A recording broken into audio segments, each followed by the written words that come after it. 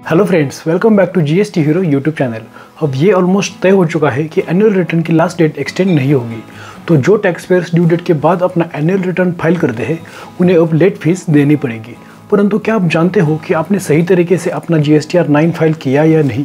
तो दोस्तों आज का वीडियो इसी मुद्दे पर। बस आगे बढ़ने से पहले आपका favourite GST hero channel subscribe कीजिए और वीडियो पसंद आया तो अपने टैक्स पेयर दोस्तों को भी शेयर कीजिए। तो दोस्तों अगर आप GSTR 9 फाइलिंग की एक्यूरेसी जानना चाहते हो तो हमें देखना चाहिए GSTR 9 का पूरा फॉर्मेट, पार्ट्स और सेक्शंस, जिससे हमें ये पता चलेगा कि आखिर कौन से टेबल में कौन सी इन्फॉर्मेशन फर्निश करनी है। तो सबसे पहले जान लेते हैं आखिर GSTR 9 में कितने पार्ट्स और सेक्शंस यानी कि टेबल्स होते हैं। According to GST act, GSTR 9 total 6 parts और 19 सेक्शंस में डिवाइडेड है, जिसमें सबसे पहले पार्ट में टैक्स पेयर की बेसिक इन्फॉर्मेशन डालनी पड़ती है, जिसके सेक्शन 1 में फाइनेंशियल ईयर, 2 में GSTN नंबर, 3A में लीगल नेम और 3B में ट्रेड नेम डालना पड़ता है। पार्ट 2 में उस फाइनेंशियल ईयर के आउटवर्ड और इनवर्ड सप्लाईज की डिटेलिंग होती है, जहां सेक्शन 4 में हमें ऐसे एडवांसेस, सेल्स और परचेसेस की डिटेल्स मेंशन करनी है जिन पर टैक्स पेएबल है। तो सेक्शन 5 में ऐसे सेल्स की सप्लाईज आती है जिन पर टैक्स पेएबल नहीं होता है।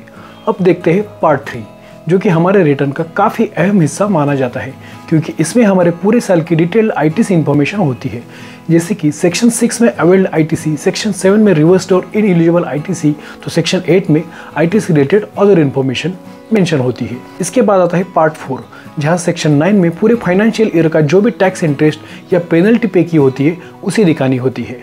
पार्ट 5 थोड़ा कॉम्प्लिकेटेड रहता है, क्योंकि कई बार इसमें एक्चुअली कौन सी इन्फॉर्मेशन फर्निश करनी है ये टैक्स पेयर्स के ध्यान में ही नहीं आती। पर दोस्तों थोड़ा बारीकी से देखते हैं तो हमें पता चलता है कि इस पार्ट में पिछले फाइनेंशियल ईयर के जो पर्टिकुलर ट्रांजैक्शंस होते हैं, जिसे हम अगले फाइनेंशियल ईयर में अमेंड या डिक्लेयर करते हैं, उन पर्टिकुलर ट्रांजैक्शंस को डालना पड़ता है।